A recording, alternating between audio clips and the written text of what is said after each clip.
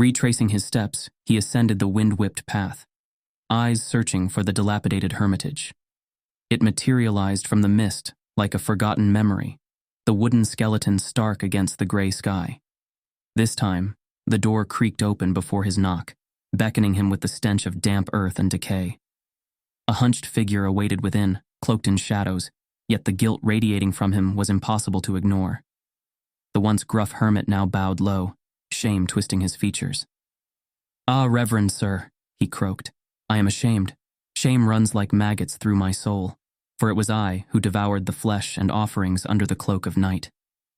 Muso, though shaken, found no anger in his heart. "Shelter denied is no sin," he replied, his voice laced with compassion. "Indeed, I thank you for directing me to the village, where I found kindness aplenty." The hermit looked up, a glimmer of hope piercing the fog of despair. "No, reverend sir," he rasped. "It is not the shelter that weighs upon me, but you have seen me, in my true form, a Jikininki, an eater of the dead. Have mercy, hear my confession, the foul seed that bore this monstrous harvest." He unburdened his guilt, a tale of a priest consumed by greed, who saw life and death as a marketplace for personal gain. The holy rites became mere transactions, his soul bartered for a pittance of food and cloth. In death, his penance was born in flesh and hunger, doomed to devour the very offerings he once blessed. Muso listened with a heavy heart, the weight of the hermit's curse pressing upon him. But amidst the darkness, a spark of humanity flickered. The plea for release, the desperate hope for redemption tugged at his core. "Rise, brother," he commanded, his voice firm but gentle. "A Sagaki service I shall offer, my prayers, a bridge across the abyss of your suffering.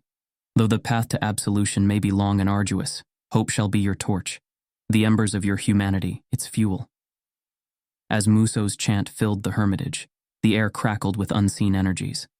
The creature of decay trembled, and then, with a cry that tore through the mountain winds, it vanished along with the hermitage. Muso stood alone, the wind whispering through the empty space. The tale of the Jikininki lingered on his tongue, a bitter reminder of the fragility of the soul.